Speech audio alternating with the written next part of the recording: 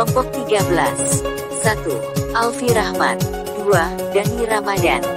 3. Fariska Optimelia S. Materi yang akan dibahas mengenai penjelasan interaksi sosial yaitu pengertian, bentuk-bentuknya, syarat terjadinya, dan jenis-jenis interaksi sosial. Interaksi sosial adalah hubungan sosial yang dinamis.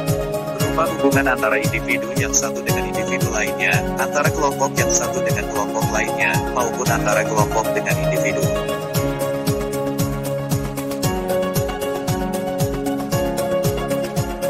Bentuk-bentuk interaksi sosial. Interaksi sosial mempunyai dua bentuk yaitu bentuk interaksi sosial asosiatif dan disosiatif.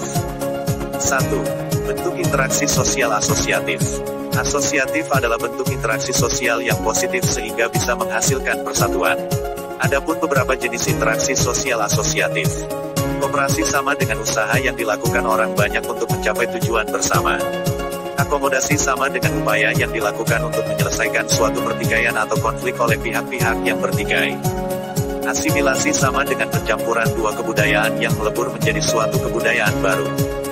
Akulturasi sama dengan penerimaan segala unsur-unsur baru menjadi suatu kebudayaan baru tanpa menghilangkan unsur lama. 2. Bentuk interaksi sosial disosiatif. Disosiatif adalah bentuk interaksi sosial yang negatif sehingga bisa menimbulkan adanya perpecahan. Adapun beberapa jenis interaksi sosial disosiatif. Oposisi sama dengan upaya individu atau kelompok untuk menentang atau menyalahkan lawan, pelakunya disebut oposan.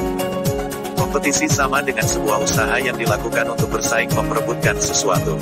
Kontravensi sama dengan di dalamnya meliputi penolakan, penyangkalan, penghasutan ataupun pengkhianatan. Syarat terjadinya interaksi sosial. Interaksi sosial tidak terjadi apabila tidak memenuhi dua syarat ini yaitu kontak sosial dan komunikasi.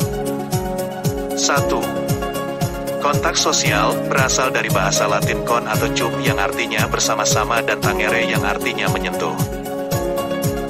Kontak artinya sama-sama menyentuh, tapi dalam interaksi sosial, kontak tidak selalu terjadi interaksi atau hubungan fisik karena orang bisa berbicara melalui telepon, HP maupun surat. 2. Komunikasi menjadi salah satu syarat interaksi sosial karena dengan adanya komunikasi, pesan yang ingin kita sampaikan jadi tersampaikan. Secara harfiah, komunikasi adalah kegiatan saling menafsirkan perilaku, gerakan fisik, pembicaraan atau sikap, dan perasaan-perasaan yang tersampaikan. Terdapat 5 unsur pokok dalam komunikasi. Komunikator. Orang yang menyampaikan pesan. Komunikan. Orang atau sekelompok orang yang menerima pesan. Pesan.